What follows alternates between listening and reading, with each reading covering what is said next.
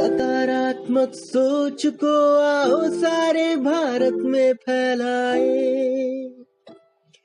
सकारात्मक ऊर्जा का आओ सब में संचार कराए। ऐसा ना हो कि हम अपनी जिम्मेदारी भूल न जाए, क्यों इंतजार करें हम किसी का, आओ एक मशाल जलाए। Today we holding a conference on as to how and what are the challenges, global as well as internal, to the tourism to take it to the next level, which fits into the scheme of things for Viksit Bharat. We hold two seminars every year, one based on tourism, another based on aviation. True to our name, Foundation for Aviation and Sustainable Tourism. Tourism is a key industry, I will call it, and it hasn't received the attention it deserves. India is one which has maximum potential to attract inbound and local tourism, but somehow we have not developed our destination to a level which attracts world's best tourist operators. We got to do a lot of things. We have to refurbish our incredible India image. If we refurbish it, and apart from becoming a job creator, it will become something which will take India to a deserving place when we hope to be Viksit Bharat by 1947. Thank you. What is your hope through this conference, one-day conference? Today we hope that all stakeholders which will join it will understand what needs to be done. We need to improve security, we need to improve accessibility, we need to improve the destination per se, which attracts people and leads to the sustainable tourism. That's what we aim today. Thank you. I would now request all our dignitaries on the dais to kindly light the ceremonial lamp and formally inaugurate the seminar.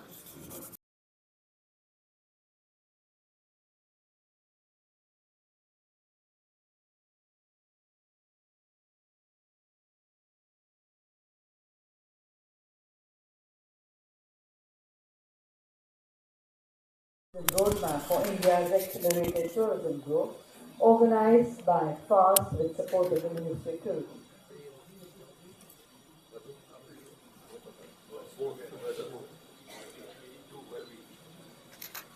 And may I request for a group photograph of dignitaries in front of the lamp, please. A distinguished and highly decorated officer of the Indian Army, he has served the nation with great dedication and later brought his leadership and administrative acumen to public service as the Honorable Governor of Tripura and Chhattisgarh. General Seth is presently the President of the Foundation for Aviation and Sustainable Tourism, a non-profit consultancy and research organization committed to promoting growth, sustainability, and innovation in tourism and aviation. With his vast managerial and administrative experience, he continues to provide vision and direction to strengthen these vital sectors. And to begin the proceedings of the seminar, I have the privilege in inviting Lieutenant General K.M. Seth for the welcome address. Let's put our hands together to welcome.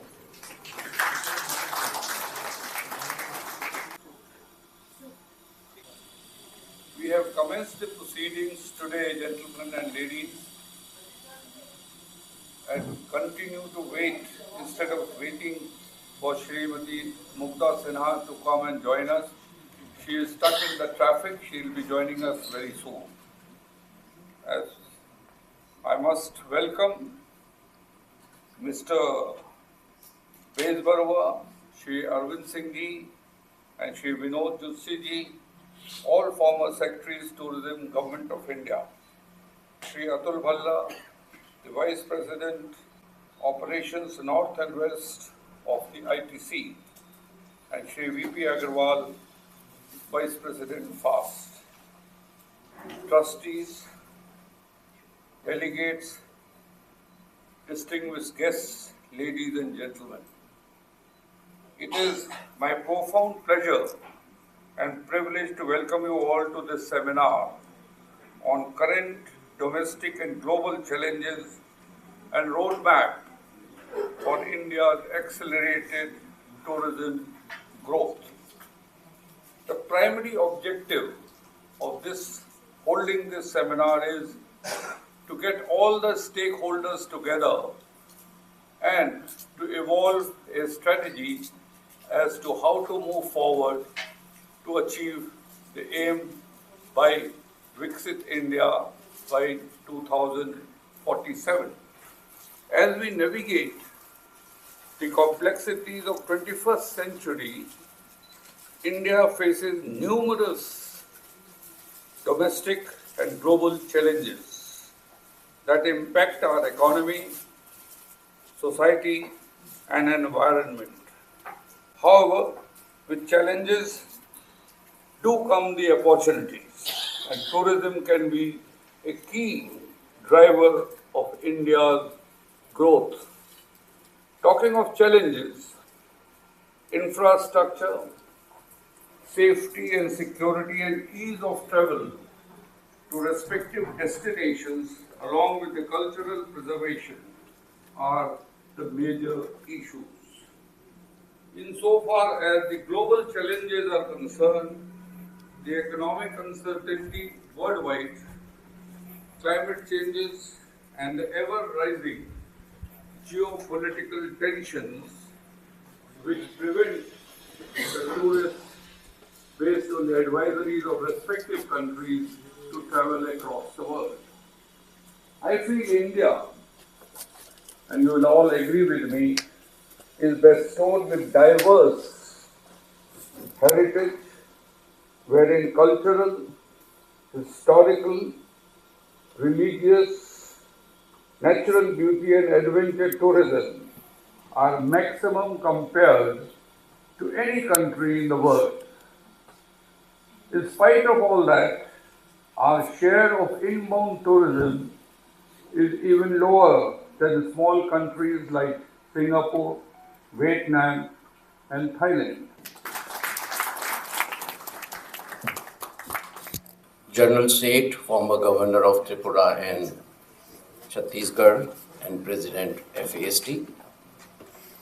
Now that Ms. Mugdha Sinha has just entered, I welcome her. Ms. Mugdha Sinha is our guest of honor today, and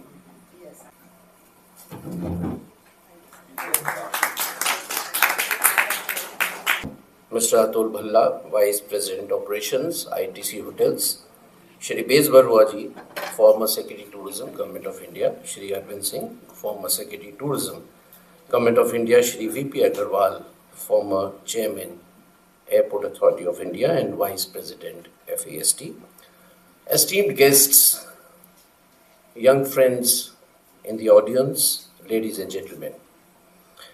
On the occasion of the inaugural session of this seminar organized by Foundation for Aviation and Sustainable Tourism, I too welcome all the guests present here on behalf of FAST, a no-profit organization, ladies and gentlemen, working incessantly for the development and promotion of aviation and tourism in incredible India. Ladies and gentlemen, the seminar has been deliberately kept today on the eve of World Tourism Day, which falls every year on 27th September, that is tomorrow. And so I also take this opportunity to wish you and everyone a happy World Tourism Day 2025. Coming to the theme of today's event, you may agree with me, ladies and gentlemen, that India's tourism sector is currently confronted with numerous global challenges, particularly in the wake of the fast-changing geopolitical order, digital innovations in tourism services, and sustainability imperatives. Other global challenges are the climate change, the visa restrictions, the international mobility, competition from emerging global destinations, and fragility of supply chains. They are also currently impacting and have the potential of affecting the tourism growth in India. Ladies and gentlemen, before the impact of COVID could subside and tourism could spring back to grow beyond 2019 level, inbound tourism has again got a setback since Russia-Ukraine war, which started in 2022. The ongoing war has engulfed not these two nations alone, but almost the entire Europe and the US. The global tensions among countries in the Middle East, in West Asia, in South China Sea have added fuel to the fire. And the disruptions caused by the global trade war with the arrival of the new regime in the US has added new set of challenges before India's economy, including travel and tourism sector. The impact of international global disorder, friends, can be seen by the fact that the total international travel figures in 2024 were 1.4 billion tourists, still a little lesser than the 2019 level, and 5 years have passed. Similarly, India's total foreign tourist arrivals of 9.95 million registered in the year 2024 has also still not attained the 2019 level of 10.93 million. Ladies and gentlemen, tourism can flourish when there is peace and trust among the nations, and not in the environment of wars and distrust. On the domestic front, India tourism is doing remarkably well, having registered a record domestic tourist visits of 2.51 billion in 2024, which is higher than the 2019 figure of 2.32 billion. However, there are still many challenges that need to be addressed to accelerate the growth of tourism. I would name some of them: infrastructural gaps in Tier 2 and Tier 3 cities, regulatory hurdles including the ease of doing business, infrastructure modernization is required. There are environmental concerns, and there are skill gaps in the tourism workforce. Ladies and gentlemen, the objective of today's seminar is not just to flag the challenges, it is also to identify the opportunities and the strengths of India tourism and to see how these challenges can be translated into opportunities. The idea is to deliberate on preparing a roadmap for tourism sector for our country that will accelerate the growth curve upwards, both for inbound and domestic tourism. In order to provoke thoughts for the speakers of the two business sessions, let me flag some of the key strengths and opportunities that will help India not only to overcome the current challenges, but to also take tourism to greater heights. Friends, despite the disrupted global order, India stands taller than before. Thanks to India still continuing to be the fastest growing major economy in the world, India remaining one of the most peaceful destinations in the world, India's highly liberal e-visa regime, India's policy of Vasudev Kutum and good friendly relations with all countries, India emerging as a leader of the global south, India making huge investments in building tourism infrastructure, multimodal connectivity, smart destinations, and digital public infrastructure, and India's positive impact of G20 presidency in branding of Incredible India. Thank you to FAST for giving me this opportunity to share my thoughts with you on the occasion of the World Tourism Day. My best wishes to everyone here on the occasion of the World Tourism Day. Speakers before me have dwelt on the challenges and the potential that Indian tourism has in going ahead. And today's deliberations will also talk in detail about the challenges before both global tourism as well as inbound tourism in the sessions that will follow the inaugural session. So what I will do is I will only talk about the role of tourism in the economic transformation that we are witnessing in India and that we will witness in the future. All students of economic history, when they have studied important economies, especially when they have gone through the phase of industrialization, say Japan, Korea, and in recent times, in the last 20, 30 years, China, have witnessed a shift in the structure of the economy, what they call a structural transformation. In that, the share of agriculture in GDP goes down, and the share of manufacturing and services, they go up. Also, there is a shift in employment from predominantly being concentrated in agriculture to manufacturing and services. Now, what we have seen in India, and all students see, comment, is that unlike the kind of transformation witnessed in, say, Japan, Korea, and recently in China, we don't see that kind of transformation or a shift of employment from agriculture to manufacturing, nor do we see a structural shift in terms of contribution of the GDP. And it is a fact that in India, relative to manufacture, the services sector has grown fast. And your role of IT services, banking services, financial services, and all that. So while the contribution of GDP has decreased, and today GDP from agriculture is contributing only about 18% to the Indian economy, its share in employment still remains large. Agriculture still accounts for 46% of India's labor force. So we have this structural dichotomy that the share of agriculture in the economy's GDP contribution is going down, while its share in employment still remains high. It was almost slightly less than half of India's labor force. So the challenge before us is in the future to increase the share of both manufacturing and services in their contribution to GDP as well as in their contribution to employment. I need not dwell on the importance of employment. The speaker before me mentioned about the youth, the youngness of our population, the fact that compared to other countries, we have a very young population.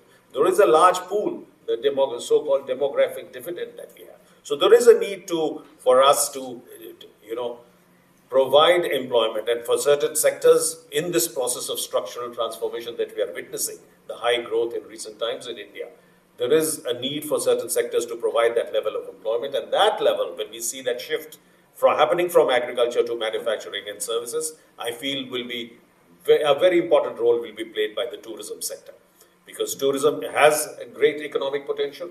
It has the potential to create jobs, and it also has the potential to contribute to the GDP. So when we were working in the Ministry of Tourism on the vision that Mr. Bhalla spoke about, that is what we were, had the vision in our mind, that the contribution of tourism as a sector should go up from about 5-6%, which is at the current contribution to GDP, to above 10%, 12%. And similarly, its share in employment should at least double from the level that it is. And we are seeing the potential in many parts of the country where you will not see productive agriculture happening, say in the hills or in areas where agriculture is not, or even manufacturing to go there in large numbers because of manufacturing goes where there is infrastructure or raw materials available. So if in certain pockets of the country where these are not available, we are seeing tourism as emerging as an important, very important source of employment for local communities and contribution to the local economy. So I think today we should think and work on how in the future the important role that is expected of tourism it plays in the years to come, in the decades to come. And on this World Tourism Day, I think we should all think of that future that we look for and the important role that tourism will play in this economic transformation of our country. I wish this seminar and the deliberations all the best, and I'm sure the deliberations here will contribute to the future growth of tourism in India.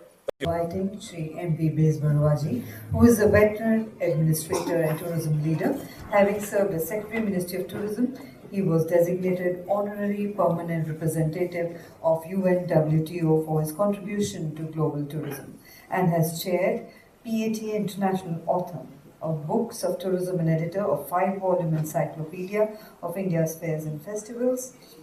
And let's put our hands together to welcome Shri M.P. Bezbarwaji.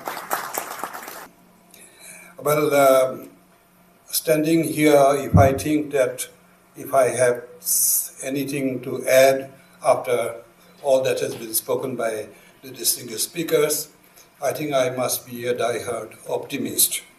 But as an old man, always willing to speak. Let me share a few thoughts. And I must congratulate FAST for doing this seminar on a very important occasion. But I feel very optimistic because the time is right. And in my long years of association with tourism, I had never seen a time in India where tourism was in the right place. It is being driven by from the top and driven with the idea that tourism can play a very important role in employment generation, in creating inclusive growth, and as a pillar of development, which was missing for a long time. And that is the time when we have to, all others have to strive and see that push is taken forward. Well, I have the Prime Minister also, after the budget presentation, had an interaction with the industry.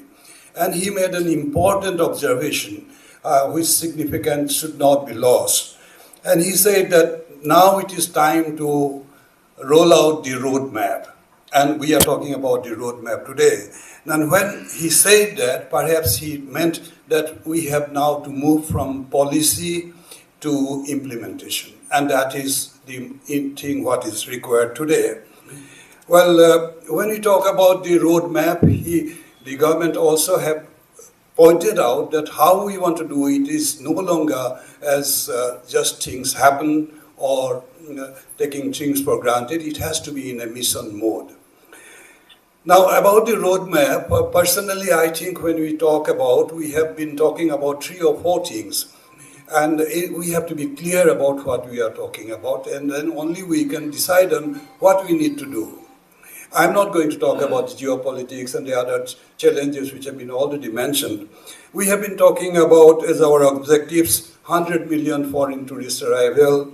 We have talked about 10% of the GDP share and a place on the top of 5 destinations in the world, 3 trillion tourism economy, and all that. Each is achievable, each is desirable, each is important, but depending on what we choose, the emphasis on the action will also partially change. For example, if we are talking about foreign tourist arrivals, not counting the NRIs, we will be depending on promotion that we have been talking about as India. We will be talking about making more of global standard destinations, but the task is that we have to go 15 times more than what we are today, and then we must not forget that we are going to have 15 billion domestic tourists also. Now we have a problem of dispersing all those tourists if we have to have sustainable transformation as we are deciding on the World Tourism Day today. Now 3 trillion tourism economy, yes, it is possible and it is certainly within our reach, but we will have to depend on foreign tourists, 100 millions. We will have to go for high value and low impact. But there is a conflict. You cannot go for high value, low impact for domestic tourists because the income generation, Indians traveling, you cannot provide, make the motto of high value tourism. They have to be provided what they can afford because they have to see Dekho Apna Desh. Guest of honor, Ms. Mugdha Sinha, is Additional Secretary of the Government of India and is currently the Managing Director of ITDC. With over 2 decades of experience in governance, she has held leadership roles, including Director General of Tourism at the Ministry of Tourism. Her dynamic and forward-looking leadership is strengthening ITDC's operations and aligning them with the nation's tourism vision. And I now have the proud privilege of inviting ma'am for the keynote address. Let's put our hands together to her. Namaskar and very good morning to everyone. Honorable Lieutenant General Seth, the chair for this session, and also the president of the Foundation for Aviation, Sustainable Tourism, my respected super seniors and former secretaries of tourism, Shri Vinod Joshi sir, Shri Arvind Singh ji, Shri Bez Barua ji, my colleague from the hospitality industry, Shri Atul Bhallaji, and the Vice President of FAST, Shri VP Agarwalji, delegates, students, ladies and gentlemen, friends from the media. It's indeed an honor to be here amongst our super seniors who've already laid very, very strong foundations for the deliberations of this seminar. But before I begin, my very, very sincere apologies. I was traveling last night and I think there was some confusion. I'm slightly groggy also because my flight got delayed last night and I landed post midnight. So my very, very humble apologies to everyone. And I really, really appreciate the fact that I was very warmly welcomed when I came. I would also want to wish everybody a very happy World Tourism Day, which the ministry and the government is celebrating today. And to be a part of this seminar on the eve is very nice. Just before I came here, Arvind sir was telling me that everybody seemed to have spoken everything. So you'll have to bring in the government perspective. But I think I also bring in a disruptive perspective a little bit, because I think as a policy maker, I always say a good policy maker is one who can anticipate the future so that we don't end up being a regulator. So from that perspective, let me try and encapsulate all the views and visions that my respected super seniors have already placed before us, and try and build on it and take you through a range. So my talk today will be focused on that range, and the range is of two kinds. One is the range from the global to the regional to the local perspective, which is very, very necessary. And then there is also a range of things that we need to do. And I'll try and touch more on the things that have not been spoken of. Say, for example, big data analysis, data insights, which is what the work that Ministry of Tourism and MOSPI are doing. I'll also talk of service standards, responsible tourism, and sustainability, the ESG governance model, which is very, very essential, and how they impact procurement and all infrastructure. So let me begin with the geopolitics of the whole thing. We live in a VUCA world today. I have been saying that for some of us who've been part of the same circuit of seminars, where V stands for vulnerable, U stands for uncertain, T stands for complex, and A stands for ambiguity. And and VUCA is not just because we are having a theater of war somewhere or because of terrorist attacks. VUCA is the general turmoil that is happening in the world, in a transitory world. So I think that against this background, we have to see a whole lot of stuff. There are also tariff wars that we are seeing right now. So this is the scenario of the geopolitics as of now. Amidst this VUCA world, if I give you also a picture of the data, just to let you see how we figured where we are situated, to give you a context in terms of data. So if you look at 2024, that was the time I was DG in the Ministry of Tourism.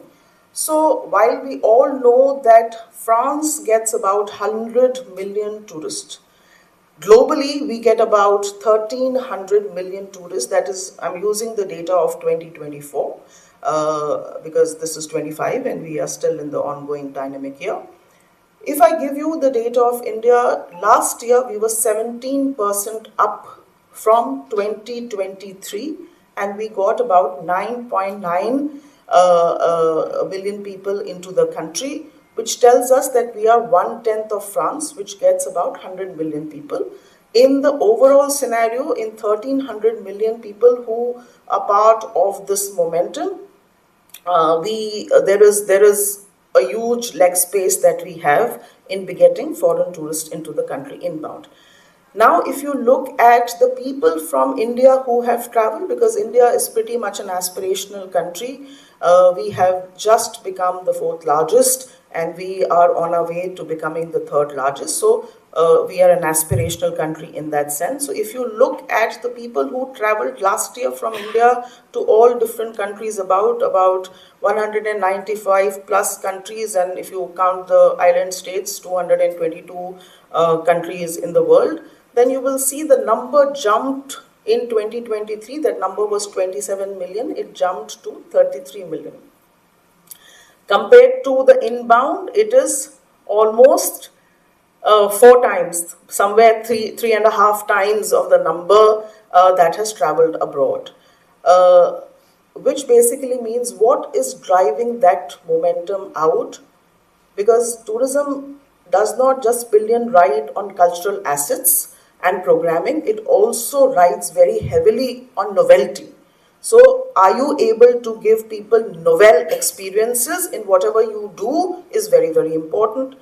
What is happening right now, and which we must very, very carefully calibrate at all levels, is that what the West has done and dusted with, are we trying to introduce that here? Because if you are trying to introduce that here, which would definitely mean that people who have exhausted themselves doing that same experience will be looking for something novel in the country. I will give you one more statistics about the world tourism movement, and then I will move on to infrastructure. And that statistics is that 1,465 million people crisscrossed the globe last year.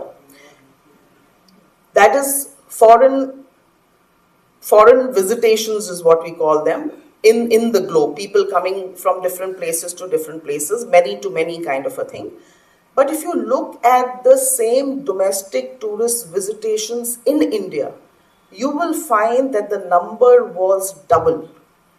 2,763 million people only in India. So I often say that India is not just a 5,000 years old civilization. It is not just a modern country, but it is a continent in itself. And what drove this crisscrossing in the country? It was driven primarily by what you call the pilgrim tourist circuit, based on the fact that in the last 3 or 4 years, several religious tourist circuits have come up in the country and global destinations. The Honorable Prime Minister has today given us a target that we must develop 50 global destinations in the country, preferably one each in each of the 36 states that we have.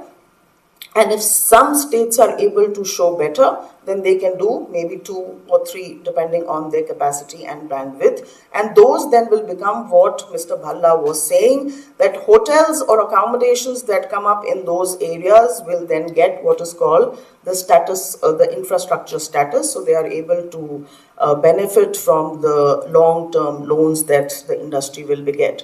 So that is very important. So somebody was also talking about the concept of convergence. Now, what is happening in the whole scheme of things? When we talk of tourism, we talk of the infrastructure ministries that support us. But somewhere, if you go back down, because I said I'll talk of the range, and now moving from the global to the national, if I come down to the local, because the devil lies in the nuances and a success also lies there, you have to look at what is called the Devasthan departments in the state. Devasthan departments in the state actually provide a lot of subsidies for this global domestic tourist visitations. If I just look at my state of Rajasthan, they give you money to do from Rajasthan to, say, for West Bengal, the Ganga Sagar Darshan, and a lot of people from Rajasthan go for that Ganga Sagar Darshan. They give you a certain amount to be able to do that. They give you subsidized train tickets, they give you stuff like that. And I think if our Indian movement, if people are traveling in India and spurring the economy, adding to the GDP and the employment, then I think the Devasthan department, which somehow is just left on one side of the margin, needs to be brought back in terms of our tourism policy and interventions, in terms of connecting the dots and doing away with the silos. Ladies and gentlemen, we now move to a very special moment of today's program, the unveiling of the FAST newsletter, titled Aviation and Tourism Pulse. This publication by the Foundation for Aviation and Sustainable Tourism captures the latest developments, insights, and perspectives in the various aviation and tourism sectors, serving as a platform for knowledge sharing and policy dialogue. And for the same, may I invite on stage Mr. G.S. Bawa, who is also the member of editorial board FAST and the chief editor of the newsletter, as I request our distinguished dignitaries on the dais to kindly do the honors of unveiling this newsletter. On the unveiling of the FAST newsletter by our dignitaries on the dais.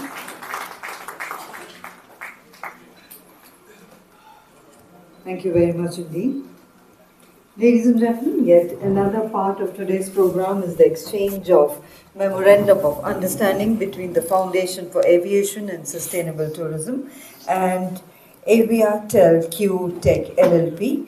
This is a partnership dedicated to advancing innovation and sustainability in aviation and tourism. I would like to invite on stage Dr. Sanjay Kumar, he's the CEO, Aviatech Q Tech LLP, and from FAST we would request Shri VP Agarwalji and Shri RP Sahi sir to kindly exchange the MOU in front of our august dignitaries. Ladies and gentlemen, Aviatel Q Tech LLP is a fast emerging startup, an MSME at the forefront of aviation technology and infrastructure innovation in India. The company specializes in sustainable aviation solutions, heliport development, seaplane, drone technologies, last mile air connectivity, aviation labs, setup expertise, etc., significantly striving for enhancing accessibility to remote and underserved regions, and is recognized for its pioneering initiatives and commitment to excellence. Before we present the mementos, I would request Shri VP Agarwal, former Chairman AI and Vice President FAST, to kindly propose the vote of thanks. Let me be very brief on this. Let me first thank Ministry of Tourism for their support and for seminar and conferences hosted by FAST from time to time. We acknowledge their support. We express our gratitude to all the guests who spoke very well, guests on the dais who spoke very well on the seminar. And whatever the ideas have emerged, and these will be jotted down probably and published in our next magazine. Next issue will be publishing that. And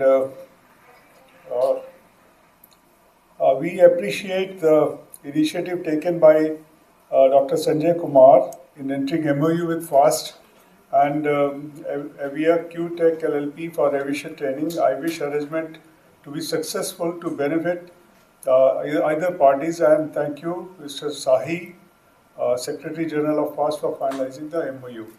So this is one of the avenue which will enhance probably financial position for the FAST. So I welcome this, and I'm grateful to President and Board of the FAST and eminent dignitaries who, in spite of their busy schedule, have come and graced our occasion. We profusely thank the media and the participant being the part of the event, and we also thank our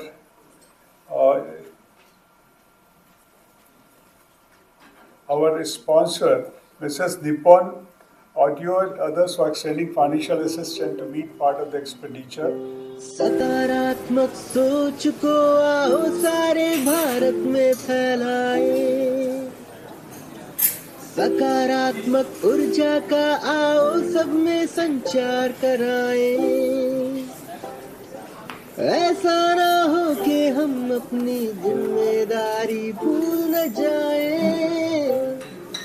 क्यों इंतजार करें हम किसी का, आओ एक मशाल जलाए, सकारात्मकता के उदय का चलिए हम उद्घोष कराए। RJS जय हिंद के नारों से अपना देश जगाए, RJS वंदे मातरम से सारी सरकार जगाए।